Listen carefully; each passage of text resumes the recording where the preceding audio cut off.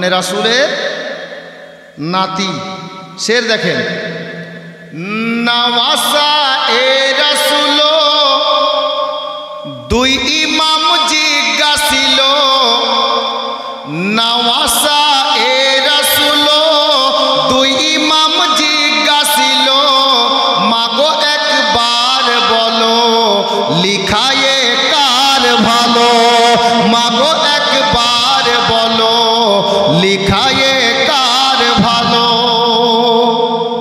দুই বাচ্চা মাকে বলছে, মা একবার বলেন লেখাটা কার বেশি ভালো হয়েছে। এখন কি ঘটছে দেখেন, খালি শুনে যান, আমি ছন্দে পুরা ঘটনা বলে দেব, শুনেন। নওয়াসা এ রাসূল দুই ইমাম জিজ্ঞাসিল, মাগো একবার বলো লিখায়ে কার ভালো, মাগো একবার বলো লিখায়ে কার ভালো। মা ফাতেমা ভাবে মনে মনে, লেখা ভালো বলি আমি কার কেমনে। মা চিন্তা করছেন, খেয়াল করবেন, মা ফাতেমা ভাবে মনে মনে, লেখা ভালো বলি আমি কার কেমনে। দুইজনা তাকিয়ে আছে মায়ের পানে, ব্যথা দেব আমি কার প্রাণে, ব্যথা দেব আমি কার প্রাণে। দুই ইমাম না বুঝিল বারে বারে জিজ্ঞাসিল, দুই ইমাম না বুঝিল বারে বারে জিজ্ঞাসিল, মাগো একবার বলো লিখায়ে কার ভালো। আব কি হচ্ছে তারপরে দেখেন, মা ফাতেমা চিন্তা ভাবনা করে বাচ্চা দুটোকে কি বলছিলেন জানেন, শুনেন কালা। বলো গো মানিক আমার, তোরা যে দুই ফাতেমার। মা ফাতেমা বলছে, তোরা যে দুটাই ফাতেমার রে বেটা। হ্যাঁ শুনেন, বলো গো মানিক আমার, তোরা যে দুই ফাতেমার, টুকরা দুই কলিজার, লিখা খারাপ পলিকার, টুকরা দুই কলিজার, লিখা খারাপ পলিকার। এ কথা শুনে তখন দুইটি ইমাম, এ কথা শুনে দুইটি ইমাম তখন চাহিল মুছে দিতে দুই নাম। মা ফাতেমা বলে ওরে থাম, ফাতেমা বলছে থাম, মা ফাতেমা বলে ওরে থাম, বসে দেখি আগে কর কার কত দাম। হায়েতে হয় রে হায়াত, হুয়েতে হয় হুকুমাত, হায়েতে হয় রে হায়াত, হুয়েতে হয় হুকুমাত। নামে নামে বহু তফাত, দেখি কার কত দিমাগ, নামে নামে বহু তফাত, দেখি কার কত দিমাগ। আব মা ফাতেমা ফয়সলা দিচ্ছে, শুনেন। হাসান হোসেন বলে, মা কেউ হারবো না। দুই বেটা বলছে আমরা কেউ হারবো না। আগে শুনেন মা কি করছে। হাসান হোসেন বলে কেউ হারবো না, আর বিনা জবাবে মাগো ছাড়বো না, ও মাগো ছাড়বো না। মা ফাতেমা বলে ওরে দুই লাল সোনা, জবাব দিতে তোদের আমি পারবো না, মিটাতে মনের আশা। ফাতেমা এবার ফয়সলা দিচ্ছেন কিভাবে, বলছে আমি তোদের জবাব দিতে পারবো না, কিন্তু কি হবে, মিটাতে মনের আশা আছে মুশকিল কুশা, মিটাতে মনের আশা আছে মুশকিল কুশা। দুই গালে দুইটি বসা, যারে আল্লাহ ভরসা, দুই গালে দুইটি বসা, যারে আল্লাহ ভরসা। ফাতেমা বললেন, বেটা তোদের লিখার ফয়সলা আমি দিতে পারবো না, তোদের আব্বা দিবে। দুই বেটার দুটা গালে চুমা, বসা মানে চুমা, চুমা দিয়ে বলছে তোর আব্বার কাছে যা। নিজের স্বামীর কাছে পাঠাচ্ছেন, উনি চাইলে ফয়সলা করতে পারতেন, কিন্তু স্বামীর কাছে পাঠাচ্ছেন। স্বামী থাকতে আমি ফয়সলা দেব না, স্বামী আমার অভিভাবক, গার্জেন, মাথার তাজ। স্বামীর সেবা, স্বামীর সম্মান দেখেন। দুই গালে দুইটি বসা, যারে আল্লাহ ভরসা। আব মাওলা আলীর কাছে দুই ছেলে পৌঁছে গেল। আমি ছন্দে পড়ে শেষ করছি, শুনেন। ভেবে পাই না কিছু সেরে খোদা, কারে রাখবো কারে করবো জুদা। এটা ভালো বললে ওটা খারাপ, নারাজ হয়ে যাবে। বাবাও চিন্তায় পড়ে গেছেন লিখা দেখে। ভেবে পাই না কিছু সেরে খোদা, কারে রাখবো কারে করবো জুদা। আরে ভেবে পাই না কিছু সেরে খোদা, খিয়াল আসিল তখন নুরুল হোদা। ও আমার নুরুল হোদা, সেরে খোদা বলল তবে বঞ্চিত কেউ না রবে। সেরে খোদা বলল তবে বঞ্চিত কেউ না রবে। অতি আসান ভাবে ফয়সলা হয়ে যাবে, অতি আসান ভাবে ফয়সলা হয়ে যাবে। মাওলা আলী এক জায়গায় বসে আলাপ করছিলেন কিছু সাহাবীকে নিয়ে, দিওয়ানাকে নিয়ে। সাহাবীরা এই দৃশ্য দেখে কিছু দেখছি। মাওলা আলীকে বলছেন, দেখি আলী এবার নিজের বেটা দুটোর বিচার কিভাবে করে, দেখা যাক। আল্লাহ আল্লাহ, আমার মাওলা আলী দুই বেটাকে বললেন, বেটা কেউ বঞ্চিত থাকবে না, ফয়সলা হয়ে যাবে, দাঁড়াও। হযরতে আলী রাদিয়াল্লাহু তাআলা আনহু বেটা দুটোকে নিয়ে বসে গেলেন। বেটা দেখি তোমাদের লেখাগুলো দেখি। আল্লাহু আকবার কবীরা। আমার মাওলা আলী নিয়ে বসলেন। তারপরে কি হচ্ছে দেখুন। দেখার আশায় সবাই বসলো ঘিরে, দেখার আশায় সবাই বসলো ঘিরে। রায় কি দেবে আলী দেখার পরে, ও আলী দেখার পরে। ফয়সলা হলো মোর এই বিচারে। আলী ফয়সলা করে দিলেন, কি শুনেন। ফয়সলা হলো মোর এই বিচারে, কি তক্তি যে যার হাতে ধর, তক্তি যে যার হাতে ধর, চলে যা নানার দুয়ার। তক্তি যে যার হাতে ধর, চলে যা নানার দুয়ার। কে বাপারে তাহার উপর করিতে তোদের বিচার, কে বাপারে তাহার উপর করিতে তোদের বিচার। আলী বলছেন, তোদের বিচার তোদের নানা জানের উপরে আর কে করতে পারবে বেটা, যা তোদের নানার কাছে যা। কে বাপারে তাহার উপর করিতে তোদের বিচার। ফয়সলা আলীর দরবারে হলো। তক্তি নিয়ে চলে হাসান হুসেনা, তক্তি সিনাতে জড়িয়ে হাসান হুসেন চলছেন। তারপরে কি হচ্ছে দেখেন। তক্তি নিয়ে চলে হাসান হুসেনা, হযরত আলীর চোখে অশ্রু থামে না। বলে মিনতি করে ইয়া রাব্বানা। আলী দোয়া করছেন, বলে মিনতি করে ইয়া রাব্বানা।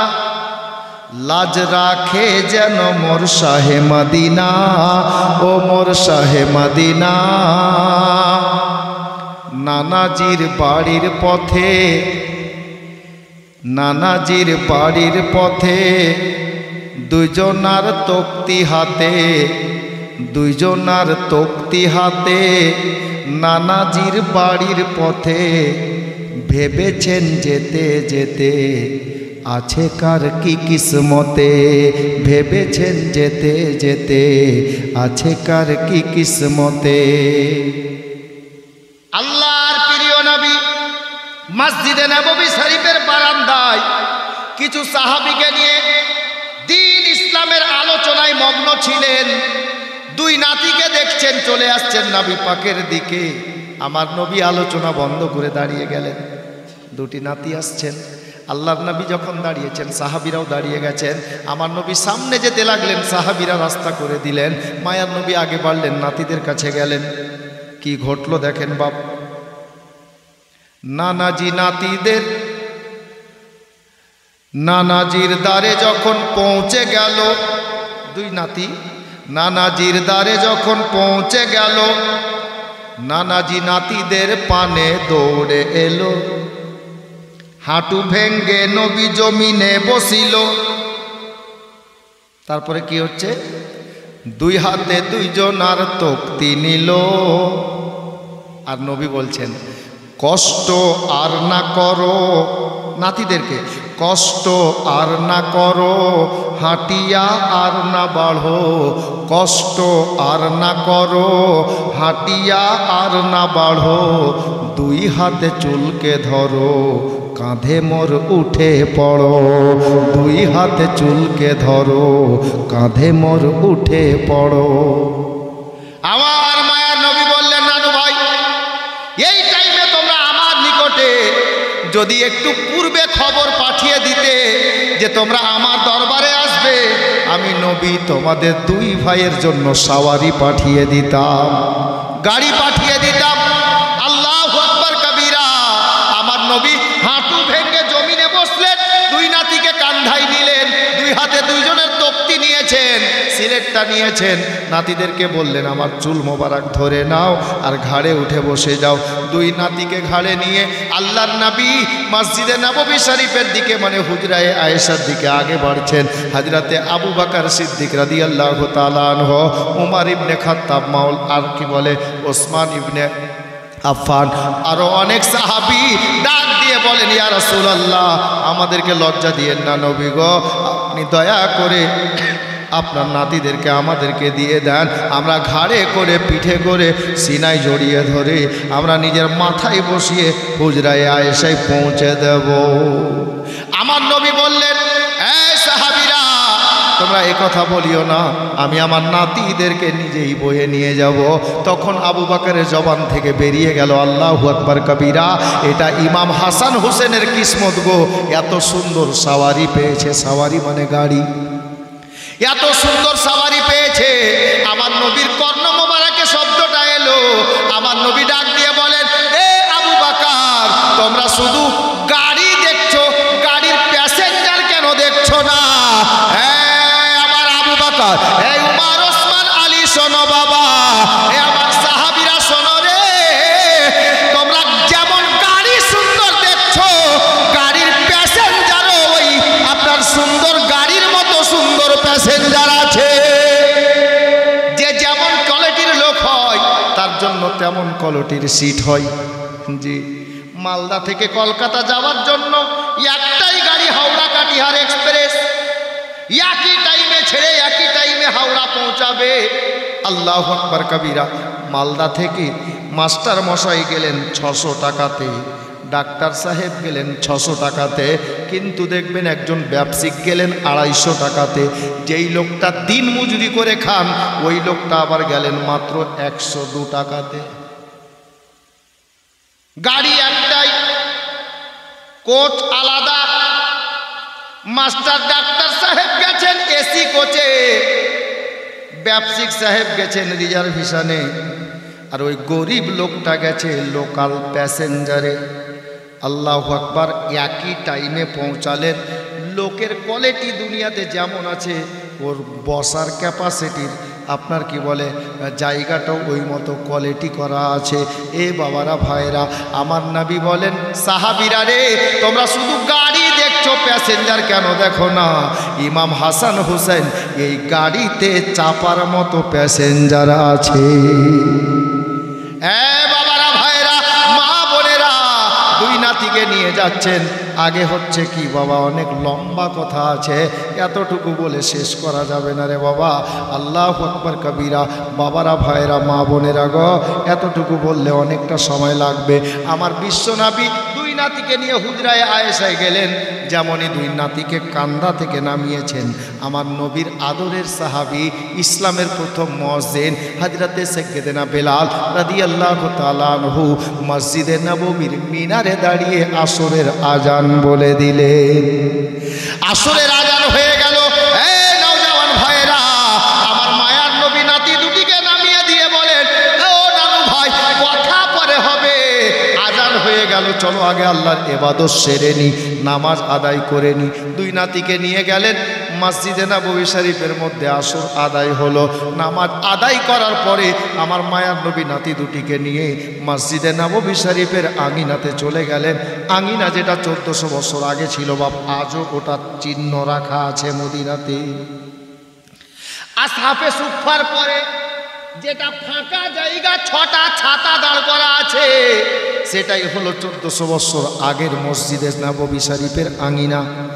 আল্লাহর নবী ওই ফাঁকা জায়গাতে গেলেন, দুই নাতিকে কাছে ডেকে বললেন, নানু ভাই কি খবর বলো, কেন এসেছো? দুইটা ভাই বললেন, ইয়া রাসূলুল্লাহ, ইয়া হাবিবাল্লাহ, নবী গো আমাদেরকে একটু সময় দেন। হুজরায় আয়েশায় গেলেন, দুই নাতি দুটা সিলেট আনলেন, নবী পাককে এসে বলছেন, ইয়া রাসূলুল্লাহ, ইয়া হাবিবাল্লাহ, নবী গো এই যে হাতের লেখা দেখেন, এর ফাসলা চাই। কিভাবে বলছেন দুই নাতি? এবার শেষ দুটা ছন্দ পড়ে দিচ্ছি রে বাবা, শুনেন। এই গজলটার শেষ ছন্দ দুটা শুনে নেন, খুব মজা আসবে এই ছন্দতে, বুঝার মতো ছন্দ আছে। দুই নাতি কি বলছেন দেখুন। নওয়াসা এ রাসূল, দুই ইমাম জিজ্ঞাসিল, মাগো একবার বলো, লিখায়ে কার ভালো? দুই নাতি বলছেন, ইয়া রাসূলুল্লাহ, আম্মা জান না বলিল। বলেছেন? বলেননি। আর আব্বা কি করেছেন শুনেন। আম্মা জান না বলিল, আব্বা জান পাঠিয়ে দিল। আম্মা জান না বলিল, আব্বা জান পাঠিয়ে দিল। নানা এবার তুমি বলো, লিখায়ে কার ভালো? নানা এবার তুমি বলো, লিখায়ে কার ভালো? আমার নবীও চিন্তায় পড়ে গেলেন।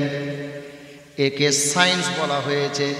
জি শুনেন, নবী চিন্তা করছেন কিভাবে। যদি কয় এটা ভালো, ওটাও নয়তো কালো। এখানে ছন্দ মিলানোর জন্য আমি আগেই বলেছি একে সায়েন্স। এটা কালো বলতে কালো না, মন্দ, মানে এটা ভালো বললে ওটা তো খারাপ না, হ্যাঁ এরকম বলছেন। এটা বোঝাতে চাইছে শায়েদ। যদি কয় এটা ভালো, ওটাও নয়তো কালো। যদি কয় ওটা ভালো, এটাও নয়তো কালো। ফাঁদে এমন ফেলিল, বলা মুশকিল হলো। ফাঁদে এমন ফেলিল, বলা মুশকিল হলো। আমার মায়ার নবী দরবারে বিচার পৌঁছে গেছে। আমার মায়ার নবী, দয়ার নবী বলেন, আল্লাহ আল্লাহ গো, আপনি আমাকে রাহমাতাল লিল আলামিন বানিয়ে দুনিয়ার বুকে প্রেরণ করেছেন। আল্লাহ নিজের নাম কোরআনে দিয়েছেন রাব্বাল আলামিন, নিজের মাহবুবের নাম দিয়েছেন রাহমাতাল লিল আলামিন। হে বেরাদার, আমার নবী চিন্তা করছেন, যদি হাসানের লেখা ভালো বলি, হুসাইনের মনে দুঃখ হবে। হুসাইনের ভালো বললে হাসান কাঁদবে। আমি মায়ার নবী হয়ে কোন নাতিকে কাঁদাবো, কোন নাতিকে আমি হাসাবো? আমি নবীর দ্বারাই হাসানো আর কাঁদানো যাবে না। আমি দুঃখ দিতে পারবো না। আমার নবী চিন্তায় পড়ে গেলেন, ফয়সলা কি করে হবে? এ বেরাদার, আমার আল্লাহ গায়েব থেকে জিবরিলকে ডাক দিলেন, রে জিবরিল, যাও তাড়াতাড়ি দুনিয়াতে যাও, আমার নবীর দরবারে হাজিরি দাও, নবীকে পয়গাম দিয়ে দাও। আমার নবীকে চিন্তায় থাকতে আমি আল্লাহ দেব না। হে জিবরিল, যাও জান্নাত থেকে একখানা আপেল নিয়ে নাও, একটা সেব নিয়ে নাও, ওই সেবটা নবীর মুস্তাফার হাতে দিয়ে দাও। আমার নবীকে বলো, দুই নাতির দুইটা সিলেটকে জমিনে রেখে দেবে, মাঝখানে দাঁড়িয়ে আপেলটা আসমানে ছুড়ে দেবে। আপেলটা নিচে যখন নেমে আসবে, যার অংশে যতটা ভাগ পড়বে, যার ভাগে যতটা অংশ পড়বে, এই জিবরিল আমার নবীকে বলে দিও, যার তক্তিতে বেশি অংশটা পড়বে, ওর লেখাটা হবে বেশি ভালো। আমার নবীকে গিয়ে বলো, ইয়া রাসূলুল্লাহ, আপনার নাতি দুটির হাতের লেখার বিচার আপনাকেও করা লাগবে না, আমার আল্লাহ স্বয়ং নিজেই বিচার করবেন। এই বেরাদার, ঘটনা কেন বলছি, 2 মিনিটের মধ্যে শেষ হবে, আর শুনবেন। আল্লাহর প্রিয় নবীকে জিবরিল সালাম দিয়ে বলে দিলেন, আপেল দিয়ে চলে গেলেন। হে বেরাদার, আল্লাহর নবী বললেন, না নানু ভাই টেনশন নিও না, চিন্তা করিও না, বিচারের ফয়সালা এখনই হয়ে যাবে। হাতের সিলেট দুটি নিয়ে জমিনে রেখে দিতে বললেন। যেমনই রেখে দেওয়া হলো, নবী আমার আসমানের দিকে আপেলখানাকে চালিয়ে দিলেন। আপেলটা আসমানে চলে গেল, উপরে উঠে গেছে। জানি না কতটা উপরে উঠেছে রে বাবা। সাহাবিরা বলছেন, লেখক লিখেছেন, সাহাবিরা বলছেন এত উপরে গেছে আপেল চোখ থেকে আড়াল হয়ে গেল। আল্লাহু আকবার কবিরা। আল্লাহ পাক গায়েব থেকে বলছেন, জিবরিল রে যাও জান্নাতি অস্ত্র নিয়ে নাও, জান্নাতি হাতিয়ার নিয়ে নাও, আপেলখানাকে দুটা ভাগে বিভক্ত করে দুই ভাইয়ের সিলেটে তুমি ছেড়ে দাও। জিবরিল তাই করে দিলেন। হাজরাতে কেরামি, সিলেটে দুটা অংশ এসেছে, একটা আপেল দুই ভাগে বিভক্ত হয়ে কেটে এসেছে। এ বেরাদার, আপেল দুটো যেমন চলে এসছে, আমার নবী বললেন, নানু ভাই, হাসনাইন কারিমাইন, যাও আগে বাড়ো, দেখো তোমাদের কার অংশে বেশিরভাগ হয়েছে, তোমাদের কার ভাগে বেশি অংশটা পড়েছে। আপেল দুটোকে দুই ভাই তুললেন, পরীক্ষা নিরীক্ষা করে দেখা গেল, বেরাদার, আপেলটা এমন সমান ভাগে ভাগ হয়েছে, এক চুল পরিমাণে কম বেশি হলো না। দুই ভাইয়ের সিলেটে একই সমান অংশ হয়েছে, একই সমান দুটা ভাগ হয়ে গেল। বেরাদার, আমার নবী মুচকি হাসি দিয়ে বললেন, হাসনাইন কারিমাইন, শোনো রে, তোমাদের হাতের লেখা কারোই খারাপ হয়নি রে, তোমাদের দুই ভাইয়ের হাতের লেখাই সমান হয়েছে। আচ্ছা বাবা বলেন তো, হাতের লেখার ফয়সালা মা করলেন না কেন? এটা বেটার ভালো বললে ওটা বেটা কাঁদবে, ওটার ভালো বললে এটা কাঁদবে। বাবা করলেন না একটাই কারণ, এটা বেটার ভালো বললে ওটা বেটা কাঁদবে। আমি বাবা হয়ে কাকে কাঁদাবো, কাকে হাসাবো, এটা আমার দ্বারাই হবে না। মা বলছে, আমি কাকে কাঁদাবো, আমার তো দুটাই বেটা, কাকে কাঁদাবো, কাকে হাসাবো, আমার দ্বারাই হবে না। নবীর দরবারে গেলেন, আমার নবী চিন্তা করলেন, আল্লাহ আমি কোনটা নাতিকে হাসাবো, কোনটাকে কাঁদাবো। আমার আল্লাহ বলছেন, নবী গো চিন্তা করিয়েন না, আমি আমার হাসান হোসেনের হাতের লেখার বিচার আমি আল্লাহ নিজেই করে দেব। বেরাদার, যারা আলে নবীর মনে আঘাত দেওয়া দুঃখজনক কথাগুলো বলে থাকেন, বাপ একটাবার চিন্তা করেন তো গো, মা চাইলেন না ছেলে দুটিকে কাঁদাতে, বাবা চাইলেন না ছেলে দুটিকে কাঁদাতে, নবীও চাইলেন না গো, আমার আল্লাহও চাইছেন না যে নবীর নাতির চোখে পানি আসুক। বেরাদার, জীবনী বক্তা অনেক এসেছেন, জানি না কে কি আন্দাজে বলেন, সবাই ভালো বলেন, আমি কারো বদনাম করি না, নিজের ক্ষমতা অনুযায়ী বুঝাই। তবে বাবা, এই ঘটনাটা দুরকম করে কেতাবে লেখা আছে, একটা এটা, আর একজন রাবি লিখেছেন এই বিচারের ফয়সালা অন্য কোথাও নয়, আমার ইমাম হাসান হুসেনের মায়ের কাছেই, ফাতেমার কাছেই হয়েছিল। এটাও লেখা আছে, আমি দুটোই বলে দিচ্ছি, কাল সকালে গল্প না। কিভাবে হয়েছিল মায়ের কাছে? দুই ভাই সিলেট নিয়ে গেলেন, তো মা ফাতেমা চিন্তা করলেন কিভাবে ফয়সালা করা যায়। ঠিক আছে বেটা, ফয়সালা হবে। মা ফাতেমা দুই বেটার সিলেটকে দু জায়গাতে রাখলেন। মা ফাতেমার কাছে 7খানা মতি ছিল, 7খানা গুনতি করে মতির দানা। তো মা ফাতেমা ওই 7টা মতিকে নিয়ে এই মতো আসমানের দিকে চালিয়ে দিলেন উপরে। তো 7খানা গোটা মতি চালালেন, আল্লাহর কি হুকুম, মতিগুলো যখন নিচে নেমে এলো, তো 3টা এদিকে 3টা এদিকে, আর একটা মতির দানা ভেঙে দুই ভাগে বিভক্ত হয়ে অর্ধেকটা ওদিকে অর্ধেকটা এদিকে। ওখান থেকেও স্পষ্ট যে ইমাম হাসান হুসেনের লেখা সমান। বুঝে গেছো? আচ্ছা বলেন তো, মতির দানা উপরে চালালো মা ফাতেমা, 3টা গোটাই পড়লো, একটা সমান ভাগে দু ভাগে বিভক্ত হয়ে পড়লো। এই ভাগটা করলেন কে? কে করলেন? আল্লাহ করলেন কিনা? হ্যাঁ, আমি এটাকে চালিয়ে দিলাম, এটা একটা পয়সা, ধরেন যে মতির দানা চালিয়ে দিলাম, হলো না? আমার চাওয়াতে তো হবে না। আল্লাহ যদি চান তো এটা পয়সাটা দুভাগে ভাগ হতে পারে কিনা? মা ফাতেমা 7টা মতির দানা চালালেন, 6টা ভাঙলো না, একটাই ভেঙে আসছে, অর্ধেক এটাতে অর্ধেক ওটাতে। তাহলে বোঝা গেল আল্লাহ তাবারক ওয়া তাআলা এই বিচারটা নবী পাকের দরবারে গিয়ে যেটা হলো, এটাও একই প্যাটার্নের।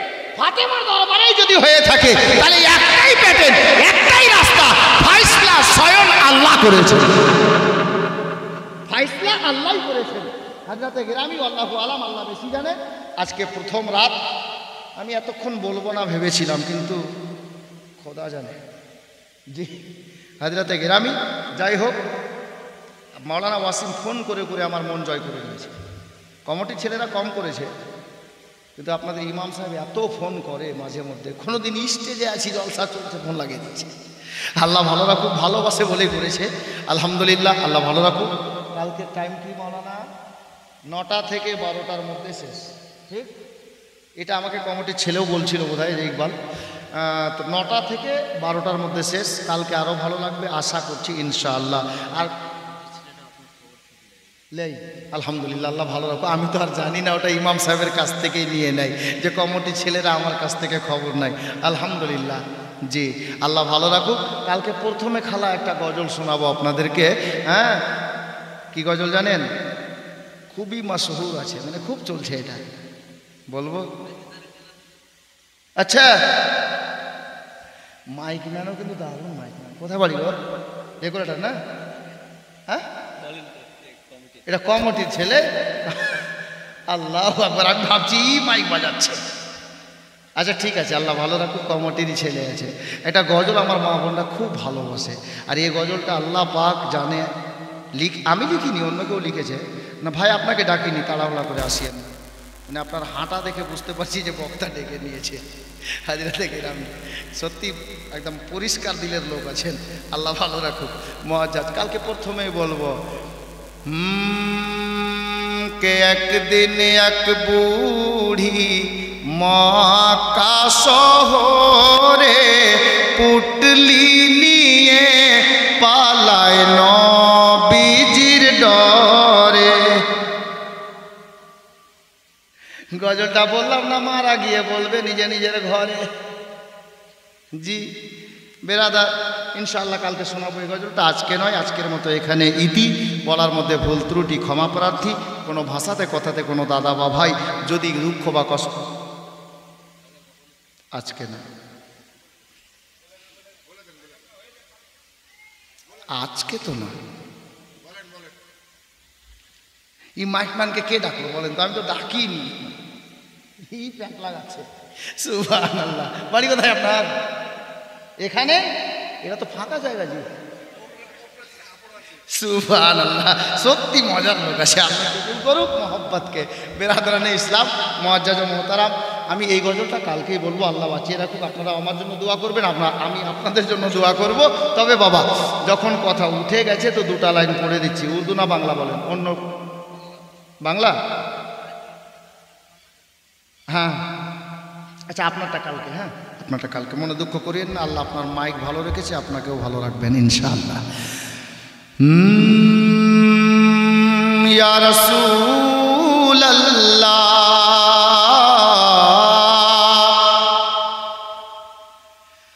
कोई जाम ऐसा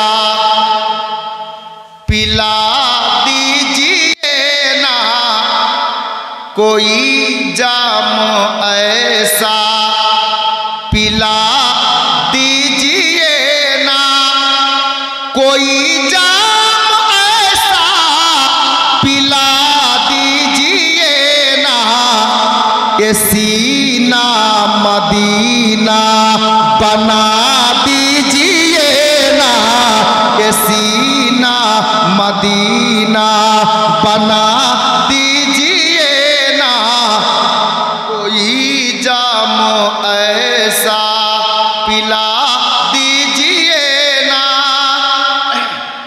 হাসরের ময়দানকে লক্ষ্য করে শায়ের লিখছেন, নাফসি নাফসির আলাম হবে তখন উম্মতে মোহাম্মদী আমার নবীর দরবারে আরজি পেশ করবেন কিভাবে?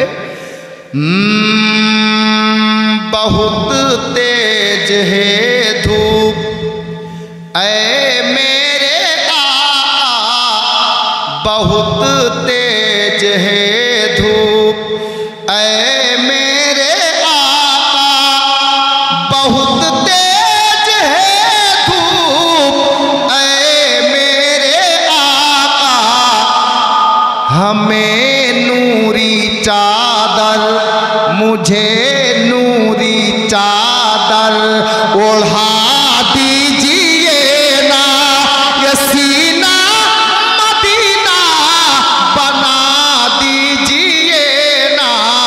कोई जाम ऐसा पिला दीजिए ना ये सीना मदीना। শেষ ছন্দ শুনুন। গরিব মানুষ মদিনা যেতে পারছেন না, নবী পাকের দরবারে আরজি পেশ করছেন কি বলে, ইয়া রাসূল আল্লাহ अगर